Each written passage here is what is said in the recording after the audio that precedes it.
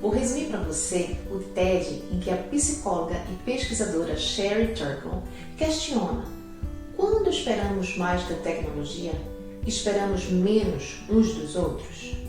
Sherry Turkle estuda como nossos dispositivos e personas online estão redefinindo a conexão e a comunicação humanas e nos pede que pensemos profundamente sobre os novos tipos de conexão que realmente desejamos ter.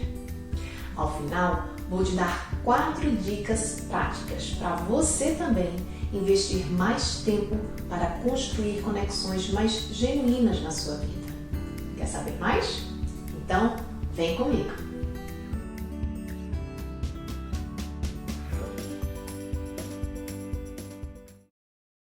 No início do TED, Sherry Turkle resume a sua jornada como pesquisadora.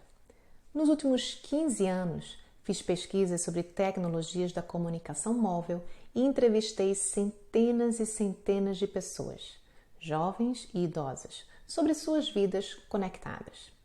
E o que encontrei foi que nossos pequenos dispositivos, estes pequenos dispositivos nos nossos bolsos, são tão potentes psicologicamente que não apenas modificam o que fazemos, mas modificam quem somos.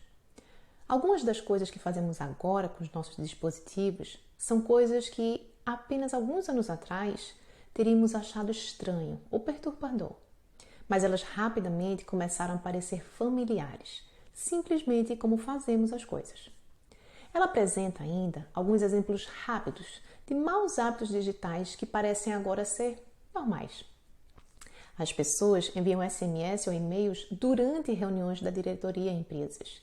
Enviam SMS e fazem compras ou usam Facebook durante aulas, apresentações, na verdade, durante todo tipo de reuniões.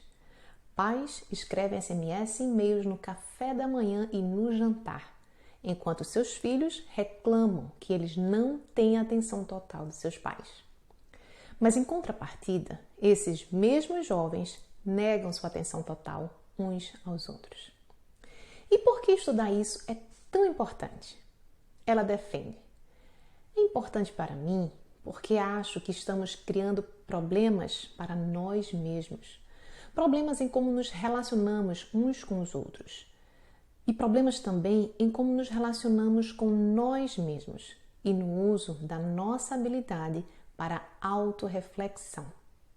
Estamos ficando acostumados com uma nova forma de estar a sós, porém juntos. As pessoas querem estar umas com as outras, mas também no outro lugar, conectadas com todos os lugares diferentes que queiram. As pessoas querem customizar suas vidas, querem ir para dentro e para fora dos lugares em que se encontram, porque o que mais lhes importa é o controle sobre onde colocam sua atenção. Ela continua ainda: através das gerações, eu vejo que as pessoas não se fartam umas das outras, se e somente se eles podem ter uma a outra à distância, em quantidades que elas podem controlar.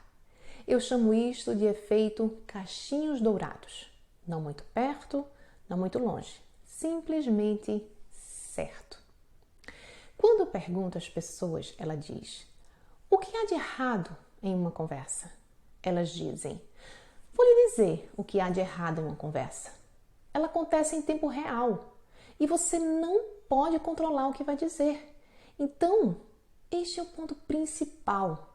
SMS, e-mail, postar, tudo isso nos permite apresentar o eu como queremos ser. Nós editamos e isto significa que deletamos, o que significa que retocamos o rosto, a voz, o corpo. Não muito pouco, não em demasia, apenas o certo. O problema que a pesquisadora revela é então: relações humanas são ricas e são confusas e são exigentes e nós as limpamos com a tecnologia. E quando fazemos, uma das coisas que acontecem é que sacrificamos a nossa conversa por uma mera conexão. Nós enganamos a nós mesmos. E com o passar do tempo, parece que nos esquecemos disso. ou parece que paramos de nos importar. Ela reconhece que mensagens de texto podem até funcionar para certos contextos e até podem nos ajudar a nos sentir apoiados. Ela cita inclusive nesse TED o exemplo da filha que a desejou por mensagem de texto uma boa apresentação. Mas ela defende que mensagens curtinhas online, mesmo que somadas, realmente não funcionam para nos conhecermos melhor, para realmente conhecermos e entendermos uns aos outros. E usamos nossas conversas para aprender a conversar com nós mesmos. Portanto, evitar uma conversa pode realmente ser relevante, porque pode comprometer nossa habilidade de autorreflexão. E para crianças em desenvolvimento, esta habilidade é o alicerce do desenvolvimento. Com sua experiência de psicóloga, ela compartilha ainda: cada vez mais ouço dizer, prefiro enviar SMS do que falar. E o que vejo é que as pessoas ficam tão acostumadas a se enganarem em relação à conversa real, tão acostumadas a se contentar com pouco, que ficam quase que dispostas a dispensar as pessoas completamente. Ela ainda compartilha outro desejo, entre aspas, secreto, que escuta. Muitas pessoas compartilham que um dia gostariam de uma versão mais avançada do Siri, a assistente digital do iPhone da Apple. Será mais como um melhor amigo, alguém que vai ouvir quando outros não o fazem. Creio que este desejo reflete uma verdade dolorosa que aprendi nos últimos 15 anos. Aquela sensação de que alguém está me ouvindo é muito importante em nossas relações com a tecnologia. É por isso que é tão atraente estar no Facebook ou no Twitter. Tanta gente ouvindo automaticamente. E a sensação de que ninguém está nos ouvindo nos leva a querer passar o tempo com dispositivos que parecem gostar da gente. Ela relata uma experiência de pesquisa que foi marcante na sua jornada profissional e que eu, Juliana, achei pessoalmente chocante também. Ela explica e detalha. Estamos desenvolvendo robôs. Eles são chamados de robôs sociáveis, projetados especificamente para serem acompanhantes dos idosos, dos nossos filhos e nossos. Será que perdemos a confiança que podemos contar uns com os outros? Durante a minha pesquisa, diz ela, trabalhei em casas para idosos e eu levei um desses robôs sociáveis projetados para dar aos idosos a sensação de que eram compreendidos. Um dia eu cheguei lá e uma mulher que tinha perdido um filho estava falando com um robô com uma forma de um bebê foca. Ela parecia estar olhando nos olhos dela. Parecia estar acompanhando a conversa. Dava conforto a ela. E muita gente achou isso o máximo. Mas aquela mulher estava tentando dar sentido à sua vida com uma máquina que não tinha experiência da jornada da vida humana. Este robô deu um grande show. E nós, na verdade, somos vulneráveis. As pessoas vivenciam a experiência de uma empatia fingida como se fosse uma coisa real. Assim, naquele momento em que aquela mulher vivenciava a experiência de empatia fingida, eu pensava, ela diz, aquele robô não pode sentir empatia. Ele não encara a morte. Ele não sabe nem o que é vida. Qual a conclusão que ela chegou ao refletir sobre aquela situação?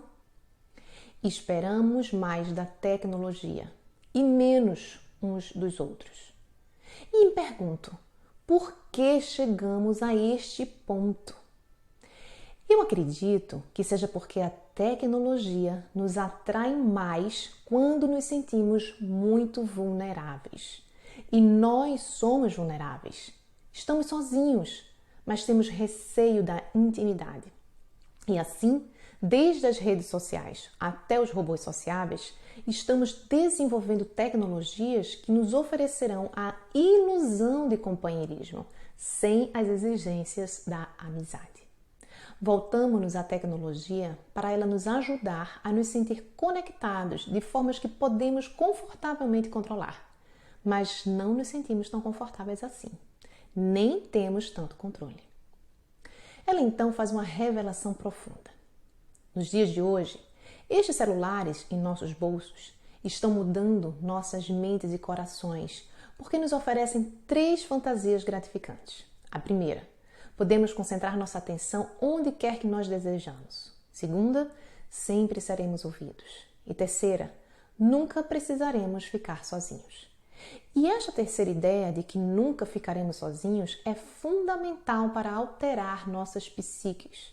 Porque no momento em que as pessoas estão a sós, até mesmo por alguns segundos, elas ficam ansiosas, inquietas, entram em pânico, elas buscam um dispositivo. Pensem sobre as pessoas na fila do caixa ou no sinal vermelho. Estar sozinho é como se fosse um problema que tem que ser resolvido. E então as pessoas tentam resolvê-lo pela conexão. Mas aqui, essa conexão é mais como um sintoma do que uma cura. Ela expressa, mas não resolve um problema implícito. Mas mais do que um sintoma, a constante conexão está mudando a maneira como as pessoas pensam sobre elas mesmas. Está modelando uma nova maneira de ser. A melhor maneira de descrever isto é: eu compartilho, logo existo. Usamos a tecnologia para nos definir ao compartilhar nossos pensamentos e sentimentos, enquanto estamos pensando e sentindo. Antes era assim: eu sinto algo, quero telefonar. Agora é: quero sentir algo, preciso enviar um SMS. O problema com este novo sistema de compartilho, portanto existo, é que se não temos uma conexão, não nos sentimos nós mesmos. Quase não sentimos a nós mesmos. Então, o que fazemos? Conectamos cada vez mais. Mas no processo, nós estabelecemos o nosso próprio isolamento. E como vocês vão dar conexão até o isolamento? Vocês acabam se isolando se não cultivarem a habilidade de estar só, a habilidade de estar separado, para então se reunir com o outro. A solidão é onde vocês se encontram para que possam alcançar as outras pessoas e formar ligações reais. Quando não temos a habilidade de estarmos a sós, procuramos outras pessoas para nos sentirmos menos ansiosos ou para nos sentirmos vivos. Quando isto acontece, não somos capazes de apreciar quem elas são. É como se estivéssemos as usando como peças sobressalentes para suportar nosso frágil senso de eu. Começamos a pensar que estar sempre conectado nos fará sentir menos sós. Mas isto é um risco, porque na realidade o oposto é que é verdadeiro. Se não somos capazes de ficar sozinhos, nos sentiremos mais sozinhos. E se não ensinarmos nossos filhos a ficarem a sós, eles apenas saberão como se sentir sozinhos.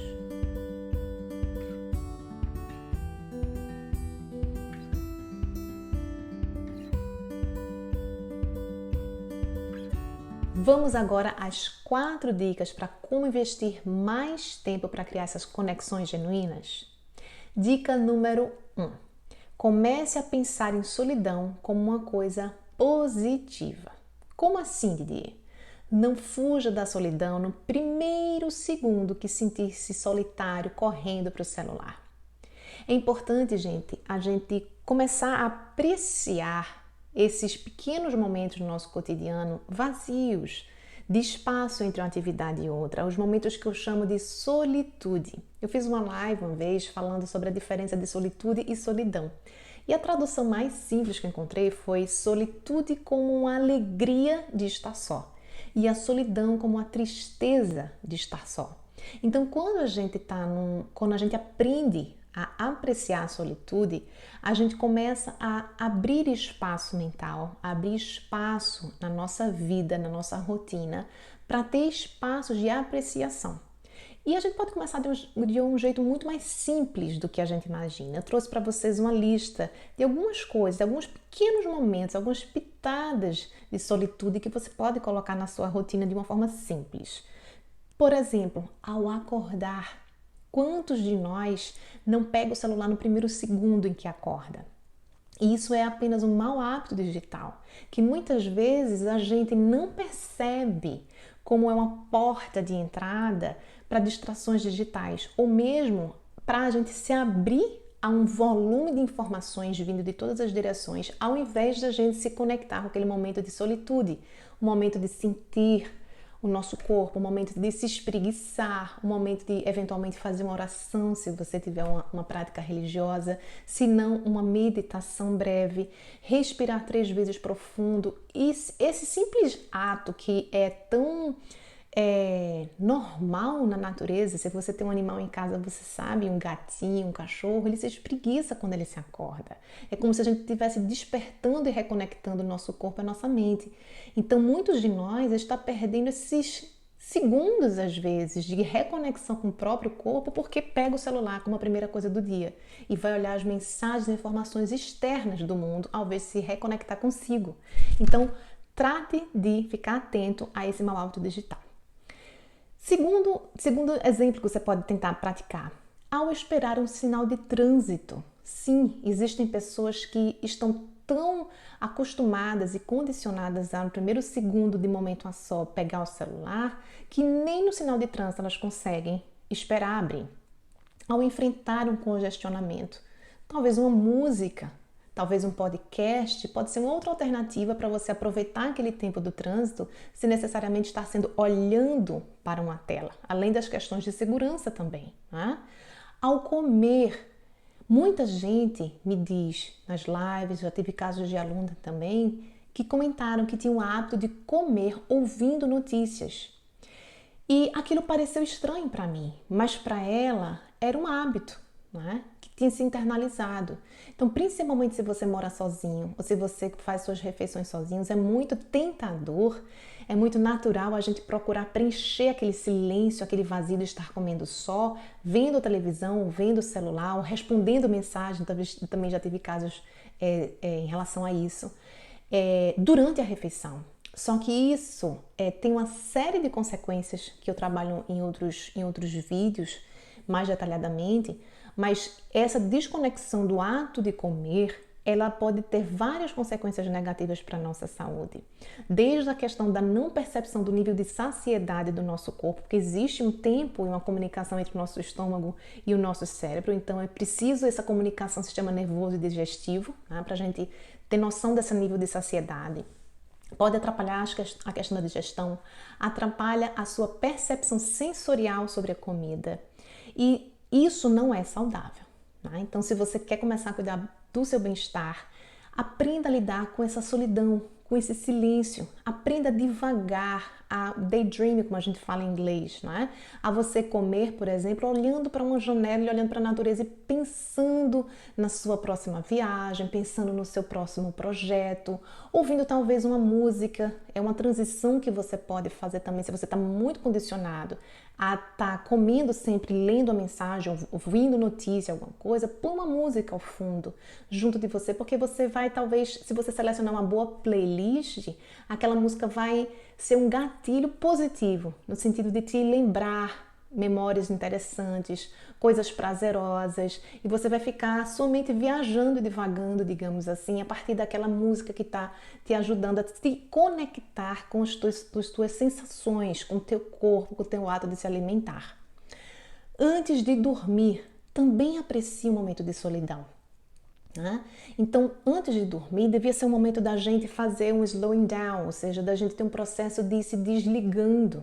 Então, quando a gente estuda bem-estar digital, as pesquisas mostram que é um dos efeitos mais danosos da entrada do digital na nossa rotina é quando o celular entra no nosso quarto, principalmente na hora de dormir. Porque ele atrapalha a conversa com o cônjuge, atrapalha o relacionamento íntimo, atrapalha a qualidade do sono, principalmente crianças e adolescentes estão com índices de aprendizagem em piores níveis, principalmente nos Estados Unidos, que tem muita pesquisa da Common Sense. Eles mostram nos relatórios como a cada ano os adolescentes e crianças norte-americanos dormem cada vez menos. E isso leva a um prejuízo, inclusive, no desempenho escolar.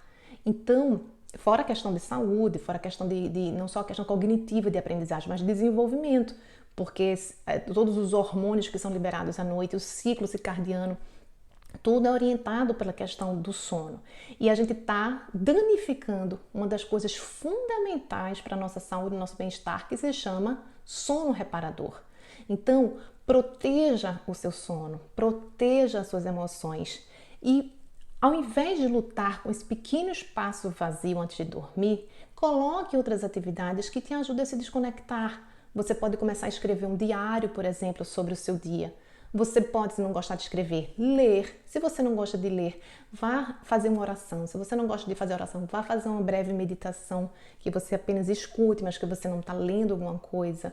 Tome um banho mais longo, tome um chá antes de deitar, faça algum tipo de crochê ou atividade manual. Pegue um livro de colorir de adultos que muitos psicólogos hoje estão indicando, inclusive como a terapêutica auxiliar. Né? Então, você pode buscar outras atividades que sejam relaxantes, que ajudem a te desconectar do digital e você proteger esses pequenos momentos de solidão que vão te ajudar, inclusive, a um processo de reflexão sobre o seu dia. Faça um agradecimento. Se você não tem o hábito de rezar, de fazer uma prece, uma oração, apenas faça um diário de gratidão. Escreva, se você não gosta de fazer um diário completo, 3 coisas pelas quais eu gostaria de ser grato hoje. Esse exercício de gratidão, já existem estudos na psicologia positiva que pode parecer muito simples, mas eles aumentam o nível de felicidade e satisfação com a vida, porque você começa a olhar para o seu dia e a exercitar a sua capacidade de olhar para os fatos da sua vida sob uma lente mais positiva. E aí você, com o tempo, começa a enxergar com mais clareza como você teve muito mais coisas boas do que negativas no seu dia. Então, é importante a gente apreciar esses momentos de solidão. E um último exemplo, olhar uma paisagem. Eu falo isso muito para as meninas. Celular no carro, não. Por quê, mamãe? Porque a gente vai aproveitar esse momento no carro para olhar a paisagem ao nosso redor, para olhar o que está acontecendo, para conversar, para colocar uma música legal e a gente cantar junto, né? Então, quando você estiver no carro, no ônibus, na praia ou no campo, olha a paisagem. Eu já fui com as minhas filhas num lago aqui na época do verão, que eu fiquei olhando uma cena que eu fiquei chocada, meio que chamou minha atenção, porque tinha uma mãe que estava com um filhinho de mais ou menos uns 2 ou 3 aninhos, andando dentro da água do lago, e ela segurando o celular, falando no celular com alguém, segurando a mãozinha dele, andando para lá e para cá na parte mais rasinha do lago. Mas isso não foi 1 minuto, ela ficou 10 minutos ou mais nesse vai e vem, ou ela estava ligando, ou ela estava olhando a mensagem, ou vendo alguma coisa na rede social, mas ela não se desligava do celular, nem quando ela estava dentro de um lago andando com o filho dela do lado dela. Então, a gente precisa entender os nossos momentos de solidão, ou melhor, de solitude, que é a alegria de estar só, precisam ser nutridos, cultivados. Dica número 2. Reserve espaços e momentos sagrados para conversar sem distrações do celular. Aqui eu vou dividir essas sugestões em 2, com sua família e no seu trabalho. Com sua família, sem distrações no celular. Como é que você pode fazer isso na prática? Na hora das refeições em família. Estabeleça um combinado, seja firme, seja claro que celular não vai para a mesa. Isso rende um outro vídeo. Eu vou colocar no final, inclusive, para vocês algumas dicas de vídeos que vocês podem ver relacionados a isso. Mas, gente, o horário da refeição em família deveria ser um horário absolutamente sagrado, ou seja, inegociável. Se o celular está fora e você faz uma simples pergunta, que é: como foi seu dia hoje? Essa prompt, essa simples pergunta leva a uma conversa entre todos os membros da família. Não precisa ser um jantar de 1h30. Se você ficar 30 minutos, 40 minutos, o tempo que é a sua refeição normal na sua casa, mas você fizer isso com presença e atenção plena, você pode ter certeza que você vai ter uma qualidade diferente de relacionamento com os seus filhos. Antes de dormir, também sem distrações no celular. Leitura com os seus filhos, faça sem distração do celular. Ao brincar com os seus filhos, quantos de nós, quantos pais estão brincando com o filho e estão com o celular no bolso, aí vibra o celular ou escuta alguma coisa e vai checar o e-mail de trabalho. Tá? Eu já vi um relato de um dos fundadores do Twitter, que ele dizia no filme Dilema das Redes. Ele disse que às vezes ele ficava tão envergonhado, porque a esposa dele já chamava a atenção dele ficar olhando o celular do trabalho, que ele se escondia dentro da despensa de casa para olhar e-mail do trabalho, porque os filhos já cobravam a atenção dele também. Então, a gente precisa entender que as crianças percebem quando elas são trocadas. Já foi feita uma pesquisa no Brasil mostrando que mais de 70% das crianças declararam nessa pesquisa que se sentiam trocadas pelo celular. Isso é muito grave, né? Então, o conversar, o antes de dormir, o horário de leitura, o horário de brincar, o horário que você está no carro com o seu filho, durante um passeio, são momentos com a sua família em que você tem que estar plenamente presente. Né? As crianças percebem, as crianças estão atentas ao nosso comportamento. E não adianta a gente só reclamar delas, a gente tem que perceber e entender que nós somos exemplo e que muitas vezes eles nos olham como espelhos, assim como qualquer outro processo de educação, alimentar, comportamental. Então, nossa relação com a nossa tecnologia vai ser um espelho para o comportamento dos nossos filhos. Né? Então, é importante a gente estar atento a isso. Com as pessoas no trabalho, separe momentos para trocar ideias, compartilhar dúvidas, angústias, incertezas, opiniões, ou seja, não é só a reunião formal que é importante. Momentos para conversar com colegas de trabalho de forma informal, happy hour, refeições, atividades em conjunto. Então, todos esses são momentos que são importantes. A Sherry Turkle também fala uma seguinte frase dentro desse TED dela. No trabalho, muitas vezes, estamos tão ocupados comunicando que muitas vezes não temos tempo para pensar, não temos tempo para falar sobre as coisas que realmente são importantes. Então, a gente precisa se reconectar com as pessoas de uma forma diferente também no trabalho. Dica 3. Cultive a prática da atenção plena, que em português é a tradução do mindfulness. Gente, dentro da prática de atenção plena, a gente tem o que a gente chama de prática formal e prática informal. A prática formal é o ato de sentar-se e se concentrar num ponto focal, que normalmente é a respiração, e fazer esse ciclo de respiração como um ponto, né, como home base, que a gente chama, como um ponto de ancoragem da nossa atenção. E a gente vai deixando o pensamento ir e voltar sempre para esse ponto focal. Isso é a prática formal. É o ato de sentar-se, que não necessariamente é sentar em posição de lótus. Né? Você pode fazer uma meditação sentada numa cadeira comum.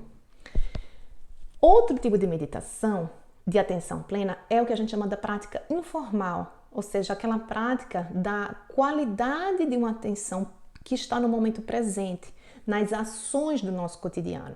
E aí eu trouxe 3 exemplos para vocês. Mindful eating, que é o ato de você comer estando plenamente presente.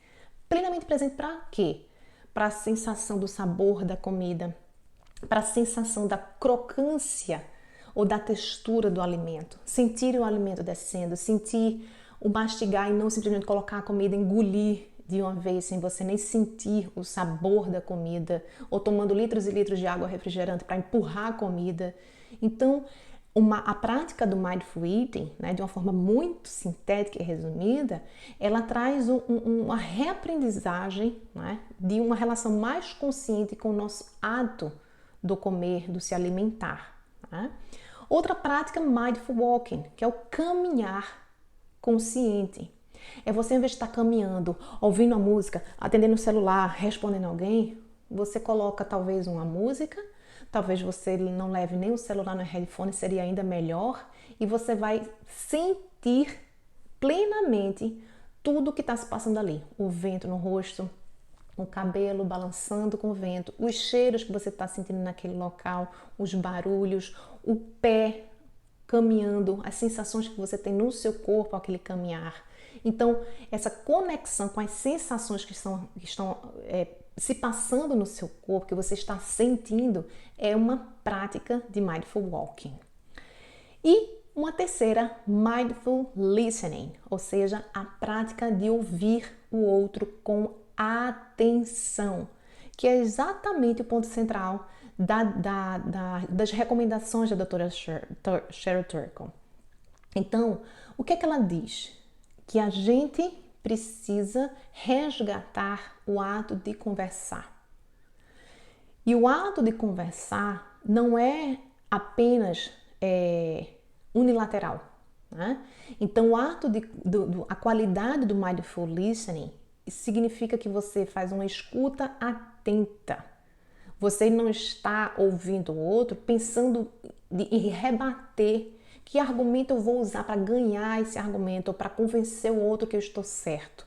Então, muitas das nossas conversas, principalmente mãe com filho, por exemplo, ou que tem qualquer relação de poder, digamos assim, muitas vezes as conversas, você está falando, mas você está pensando no que você vai responder, o argumento que você vai utilizar para convencer o seu filho a fazer A, B ou C. Então, isso não é mindful listening. Mindful listening é uma prática em que você usa da empatia, da escuta atenta, em que você escuta não só com seus ouvidos, você escuta com seus olhos, você escuta com sua mente, você escuta com seu coração, você acolhe o que o outro está falando, sem se preocupar em ganhar o argumento. Você simplesmente se preocupa em acolher e ouvir o outro. O que nos leva à dica número 4. Esteja disponível para ouvir e aceitar os outros, inclusive as partes chatas. Como assim? Não idealize as pessoas. É um recado também que a doutora Turco nos dá. Relacionamentos são conturbados. Pessoas não são perfeitas. Nem eu, nem você. A gente, às vezes, na rede social acha que a vida do outro é perfeita, mas a gente não vê o que está por trás. Né? Tem uma música nova do Thiago York, chamada Masculinidade, em que ele faz uma revelação muito corajosa sobre as relações dele com a série de vícios, etc. E ele mostra que quem vê de fora acha que ele tem uma vida perfeita, que ele é feliz, que ele tem fama, que ele tem dinheiro, que ele está realizado, mas ele revela que não é bem assim. E ele dá um recado: cuide do seu emocional. Então, quando a gente entende que nós não somos perfeitos e que também ninguém é, a gente abre mais espaço para as nossas vulnerabilidades serem compartilhadas com os outros, para a gente se mostrar como a gente é e a gente também aceitar o outro como ele é. No final desse vídeo aqui eu vou colocar para vocês a recomendação de um outro episódio do Pega Leve no Digital, em que eu falo especificamente sobre relacionamentos, também baseado num TED, de um estudo da Universidade de Harvard, falando o quão importante relacionamento está com a nossa longevidade, com a nossa saúde, com a nossa felicidade. Exercite a sua vulnerabilidade, que eu falei para vocês agora, é mostrar-se do jeito que você é, sem retoques na fala, na aparência, no corpo. Relacionamentos e conexões genuínas, gente, resumindo, eles são construídos por meio da troca. E para que essa troca exista, precisa existir também, do ponto de vista prático, tempo para a gente dedicar a ouvir o outro. É a qualidade da atenção que a gente põe nesse tempo, né, de ouvir, a atitude, a abertura, mas também da gente, na prática, dizer que hora eu vou conversar com meu marido, que hora eu vou conversar com meu filho, para que a gente não seja um monte de pessoas que moram juntas na mesma casa, que estão completamente desconectadas. Né? Então, se a gente quer que nossa família seja realmente um lugar de conexão, a gente precisa estar dedicando tempo para essas conexões serem construídas. É como uma árvore, né? Ela não nasce do nada. Ela precisa ser plantada, cultivada para ela crescer. Os nossos relacionamentos também. Então, tudo na vida que a gente quer criar, de uma árvore a um animal, a um filho, a um relacionamento, exige da gente tempo e dedicação para isso. Né? Então, é importante que você tenha essa clareza também. É importante, portanto, aprender a aceitar-se e aceitar o outro do jeito que ele é. A vida real, é outra dica, outra mensagem final para vocês, pode não ser perfeita nem estar sob nosso controle, como a vida digital, que sempre é editável. Né? Mas é essa vida que nos completa como seres humanos.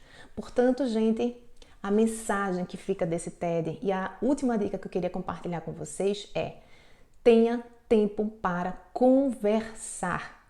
Diminua o seu tempo rolando feed e troque esses momentos por uma conversa, um a um. De preferência, uma conversa face a face, pessoal, dependendo se você já está tendo essa possibilidade dentro das restrições, né, de saúde pública que a gente está tendo. Se você ainda não conseguir fazer essa conversa face a face hoje com todas as pessoas que você gostaria, faça uma ligação síncrona online, ou seja, uma ligação em que você fala e escuta ao mesmo tempo com uma pessoa. Ao invés de mensagens de texto genéricas, de comentários, de mensagem no DM, de coisas em outros aplicativos de mensagem. Fale olhando no olho da pessoa ou olhando mesmo que intermediado por uma tela, mas um a um. E síncrono significa isso, que um fala, o outro vê, o outro escuta e o outro responde. E sem distrações digitais. Então são esses os recados de hoje. Depois que esse vídeo acabar, eu vou colocar para vocês uma sugestão da playlist da Pega Leve no Digital e vou colocar também para vocês o vídeo que eu mencionei sobre relacionamentos. Obrigada por ficar comigo por aqui e se você gostou desse vídeo, compartilhe. E se você quer receber notificações dos novos vídeos que saem toda semana aqui no canal, é só você assinar aqui no YouTube e também acionar aquele sininho para você ser notificado por e-mail, tá bom? Um beijo e até o próximo vídeo.